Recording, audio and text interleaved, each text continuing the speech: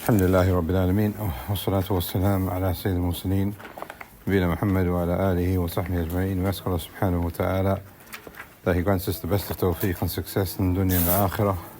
Allah subhanahu wa ta'ala increases us in righteous knowledge, in beneficial knowledge and righteous actions. And we ask Allah subhanahu wa ta'ala that He protects us from all forms of deviation and that He makes us of those who submit to Him with iman. Today we are continuing on with our studies in Qadr al-Wastiyyah by Shaykh al-Islam ibn Taymiyyah, the explanation of Shaykh Muhammad Salih al-Uthaymeen. And I'm sure you guys are aware, today is the 12th of Rajab, 1446, which means there's about 6 weeks left to Ramadan. So we've got to finish this book. I've got here this much left. So roughly around 200 pages of the explanation of the Shaykh. So I think there's about 6 sessions. And in these 6 sessions, I think they're going to be longer than usual probably. We're going to try and complete the book, inshallah. So today's topic is where the Shaykh is saying here, Faslun, or the publication that I have, it says, Faslun fil iman bil Qadr. So we're going to, inshallah, complete what Ibn Taymiyyah has said about belief of Ahl Sunnah wal Jama'ah when it comes to Al-Qadr. Now, when it comes to, like I said this before, when it comes to this book, when it comes to the Masail in this book, the purpose of it is to keep it simple and keep it straightforward because it's supposed to be a treatise. It's one of the first books that the ulama have said and have recommended for a person to study when they want to study Aqeedah. But there are many benefits, and like I've said, there's still 200 pages left. There's so many benefits. If we were trying to keep it simple, it wouldn't be 200 pages left. 200 pages for the whole book probably. But with the Shaykh's explanation, it comes up to about 60 pages that I've got. So this is inshallah what we try to cover today. And I think what we'll do is throughout the weeks that we have left, we'll have probably a topic per session. So the topic today is Al-Qadr. Al-Qadr is one of the pillars of Iman, as we all know. And it is wajib for a person to believe in it.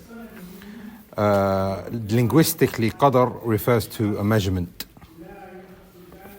And it can also refer to Taqdeer, which is something which is decreed.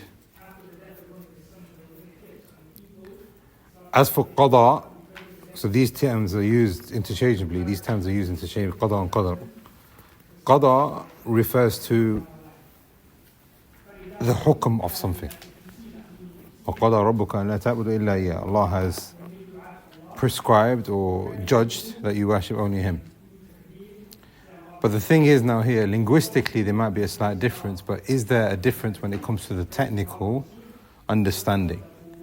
Some of the ulama have said Qada is Qadr and Qadr is Qada. There's no difference. So Qada wal Qadr, same thing. The decree of Allah and the judgment of Allah, if you like. But it's referring to the same thing. Decree and judgment, same thing. Others have said that the Qadr is the decree of Allah and the Qada is the action of the decree of Allah. As we find in the Quran, Wallahu yaqdi bil haqq. Allah yaqdi, the word here uses Qada, but in the present tense, because it is an action. But this is the difference that you find within Ahl Sunnah wal Jama'ah. It doesn't really change the reality or anything. This is just the benefit that we have in Al-Qada and Qadr. Right, the author says, وَتُؤْمِنُ الْفِرْقَةَ النَّاجِيَةَ أَهْلُ السُّنَّةِ وَالْجَمَاعَةِ بِالْقَدْرِ خَيْرِهِ وَشَرِّهِ. Ahl Sunnah wal Jama'ah, we believe in Qadr. And this is the Firqat al-Najiyah, the successful group, Ahl Sunnah wal Jama'ah, believe in Qadr, the good of it and the bad of it. Why do we say the good of it and the bad of it? Because everything is decreed by Allah. Now, some deviant sects say only good is decreed by Allah and bad cannot be decreed by Allah. Some deviant sects have said, well, you've not got a choice. All of it is good and bad, but you've not got a choice. And some of them have said there is no such thing as Qadr at all. We will understand the ayat in the Quran to refer to measurement or an estimation. Inna anzalnahu fi laylatul qadr. Yeah, we believe in Qadr in the sense that it's an estimation. It's a night of importance. It's a night of Qadr, something which is important and revered. But we don't believe in Qadr, na'udhu billah. And this is actually one of the first groups that actually arose in this ummah. Because some of the companions, they met the Qadariyah at their time. And you find from many of the companions, they have said they will not believe until they believe in Qadr. So this now establishes what the author has said for us. Linguistically, we now know what Qadr is. We also now know the belief of Ahlul Sunnah wal Jama'ah. We affirm the good of it and the bad of it all from Allah subhanahu wa ta'ala. But there's more detail on that as well. And why it's important, because there are deviant sects. In actual fact, many deviant sects have deviated on this. I remember one of my Mashaykh, Shaykh Salih Shithri, he said, if a person can understand Qadr well, they will understand a great deal of Aqeedah. Because when it comes to Qadr, you can go as far as extreme as atheism on this. A person can become an atheist, because many of the shubuhat that you find people who don't believe in Allah, or agnostic as well, who believe in a deity but they don't believe in a religion, they have shubuhat when it comes to Qadr. Not necessarily wujud Allah, not necessarily the presence of Allah. If you say to an atheist, a person who is just and a person who's got, common sense, that you came from nothing, they won't believe that you came from nothing. Most of their shubuhat concern Qadr. Okay, if you do believe, so let's just say there is a God, they will say, for example, how is it that there's so much evil? How much is there so much pain? Why did he bring shaitan? Why did he create you to test him? All of this is connected to Qadr, not necessarily rububiyyah. Al-Uthaymeen, before he begins his explanation, he says that there are 7 benefits as to believing in Qadr.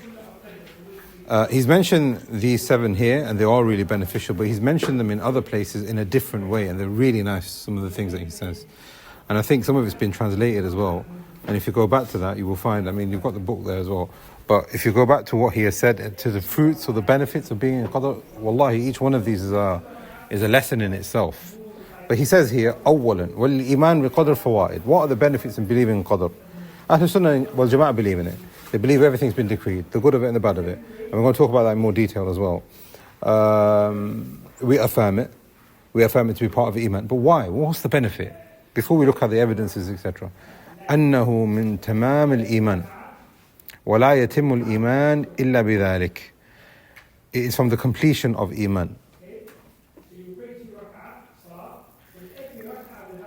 Now, we can't confuse this with being a pillar. It's a pillar of Iman. We're not denying that. What does it say in English? Completeness of one's faith. Now, what he basically means here is when the person believes in it and accepts it, his Iman will be more resolute and complete. But if the person doesn't have it, then he's not a Muslim, because it's from the pillars of Iman. So he is saying here, أنه من تمام الإيمان, in the sense that it helps a person complete his Iman. Number 1. Number 2, أنه من تمام الإيمان بالربوبية. It helps complete your belief in Allah as your Lord, because everything has come from Him. Everything has been decreed by Him, subhanahu. So now, whenever you've been tested, whenever you've been given anything that occurs in your life, you recognize that this is a decree from your Lord, subhanahu, the one who created you in the first place. ثالثا رد الإنسان أموره إلى ربه. Now, we're finding more, sulukiyat perhaps. It creates a dependency in a person's affairs to his Lord. Because he knows that everything has been decreed by him, so he takes everything back to him. Subhanahu wa ta'ala. Anything good that happens is from Allah. Anything bad that happens is the test from Allah. He's the one that will take me out of it. He's the one that tested me in the first place. Why wouldn't He help me in this situation? So number 3, it creates a reliance and a tawakkul and a dependency. Number 4, it helps a person understand his own level and his own positioning and his own purpose and his own status. If you're given, don't become arrogant. Why? Because you're being given from the Qadr of Allah subhanahu wa ta'ala, from His share that He has given to you, not because of anything else. And then on the opposite side, if you're tested, don't despair now. Don't think that, you're worthless and you're forgotten, and Allah doesn't care about you. No, Allah subhanahu wa ta'ala is testing you for a hikmah which is known with Him. So now you can know where your status is with Allah subhanahu wa ta'ala. Are you close to Him? Are you far from Him? You perhaps doing lots of good deeds, but He still tests you with the most severest of tests. So this person now knows his level with Allah subhanahu wa ta'ala. I've not done anything wrong. This can only mean that this is a way that Allah is testing me in a way that I know that I can bear, which will get me closer to Him. And when that relief comes, he will recognize that this was all from Allah subhanahu wa ta'ala. Number 4, he understands his own level and his ranking and his position and his purpose and a phase perhaps in his life, because a person is not always going to be constantly in test. Yusuf alayhi salam, some of the ulama of tafsir have said he was thrown into the well at the age of 6. They plotted against him and he was thrown at 6. And he was liberated with his father at 40. 30 something years, his father is crying, making dua, having tawakkul on Allah. So there's a test there. There's a test within the house with the brothers, and then there's a test with Yusuf where he's going from this place to that place. Was he permanently in the test? No, he wasn't permanently in the test. So he recognized his status, he recognizes how close or far he is away from Allah subhanahu wa ta'ala, but all of these things happen periodically. خامس هون المصائب على العبد لأن الإنسان إذا علم أنها من عند الله هانت عليه بالمصيبة. It is a way of comforting the servant. Believing in Qadr comforts the servant. The Shaykh says, because he knows, whenever there is any kind of goodness, or whenever there is any kind of test, he recognizes that this is from Allah. We're saying the same thing, but we're saying it in a different way, looking at it in different perspectives. So it's like we're saying the same thing again, believe in Qadr, all of it's from Allah, all of it's been decreed. But here he's taking it from a different perspective, which is, when a person is either given or tested, and he accepts it, he recognizes that this is Allah's way of looking after him. The previous one is he recognizes his status with Allah. The one before that, he depends on Allah. But this one here, the Shaykh is saying, هون المصائب العبد. It comforts the servant. He's been tested in a way, or he's been given something from the Qadr of Allah. The khair of it or the shar of it, the Qadr, right? But this is now a way of comforting him. As Allah subhanahu wa ta'ala says, وَمَنْ يُؤْمِن بِاللَّهِ يَهْنِ قَلْبَهُ. Whoever believes in Allah, Allah will guide that person's heart.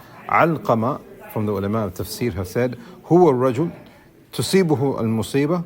This ayah is revealed about a person who has been afflicted with a calamity. فَيَعْلَمْ أَنَّهَا مِنْ عِنْدِ اللَّهِ. He knows that this is from Allah subhanahu wa ta'ala, so then he is content and he submits.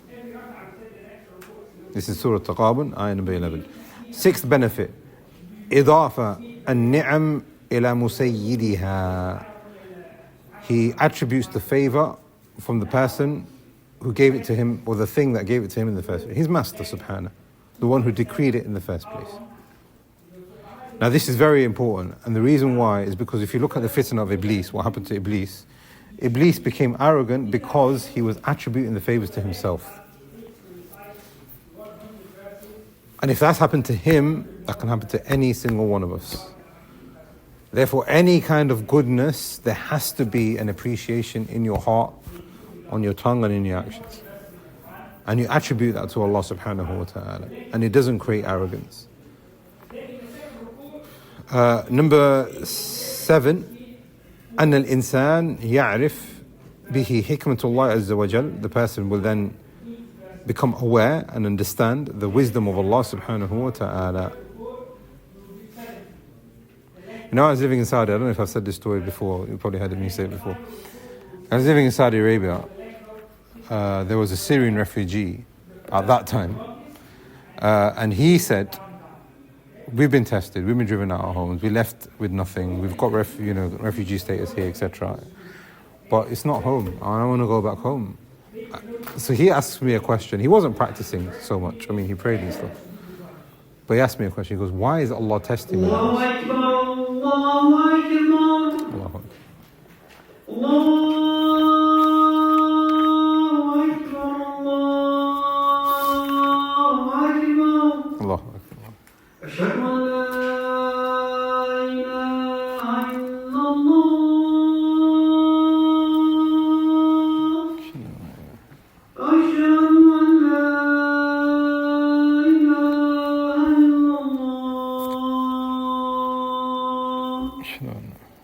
أشهد أن محمد رسول الله.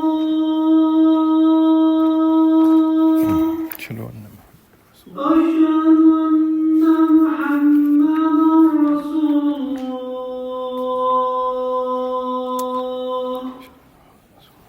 حي على الصلاة.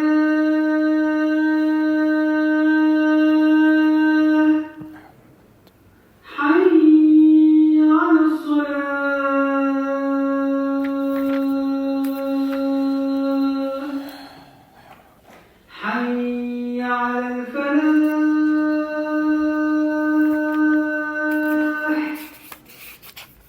حي على الفلاح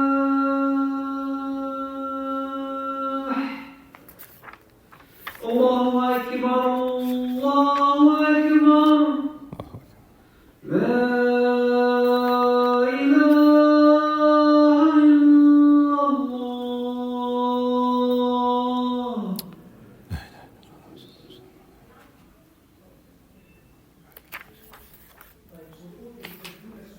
So he asked me, why is it that we are being tested in this way? So I gave him an example from my own personal situation. My father, he came here in the 60s after being thrown out of his home country of Burma. I remember my father saying that we used to have factories, we used to have houses, we used to have cars. We had a very comfortable life, actually a very luxurious life. But what they did at that time is they threw the Muslims out and they took their wealth and they said, look, just leave. You ain't got nowhere to stay. So then I said to him, look, that's what happened in the 30s and the 40s and the 50s it came, 60s. And then it turns out that his son goes back to Saudi Arabia or goes to Saudi Arabia and teaches and settles there, etc. At that point, when he was kicked out of the country, what is the hikmah? When the person's going through that musibah, he's thinking, what am I going to do now? The Shaykh is saying here, the wisdom of Allah subhanahu wa ta'ala will become apparent and it will be made apparent to the servant of Allah subhanahu wa ta'ala. Maybe not right away, but it's for you now to submit and accept and get closer to Allah subhanahu wa ta'ala with it, and Allah subhanahu wa ta'ala will make a way out and He will show you His wisdom. Therefore, point number 7, the Shaykh is saying here, أَنَّ الْإِنسَانِ يَعْرِفْ بِهِ حِكْمَةُ اللَّهِ عَزَّ وَجَلَّ. The person will then understand the great deal of wisdom that Allah subhanahu wa ta'ala has decreed in the way that He tests you. Right. The author says, خَيْرِهِ وَشَرِّهِ. Now, here we've got a summary in like 2 sides of this page here of a very important mas'ala, and the mas'ala actually can go on for a lot longer than this. We believe the good comes from Allah. Now that makes sense. We're not just talking about your fitrah, we're not just talking about your aql, we're not just talking about your daleel, the daleel from the kitab and the sunnah. If you say all goodness is from Allah, that makes sense because He has names which are perfect, He has attributes which are perfect, etc. So all goodness comes from Him. But what about the bad? This is the area, like I've said, which can even cause atheism and cause a lot of shubuhat. Why is it that Allah subhanahu wa ta'ala allows for bad to occur? Why is it that Allah subhanahu wa ta'ala has willed for bad to occur even? Does He want good for you, etc.? Now, the Shaykh is saying here, wal khair, what brings about satisfaction and joy to the person, all of that is decreed from Allah. You attribute that to Allah, that creates favors, that creates you recognizing His favors, that creates all those different things that we've just mentioned. Attributing them to them, understanding His wisdom, creating that dependency, creating that love, creating worship, etc. But what about the evil though? What about the bad that Allah subhanahu wa ta'ala has created? In Surah Al-Falaq, min sharri ma khalaq. Allah has created the evil. He is the creator of all things. But here the Shaykh is saying, we'll talk about it after.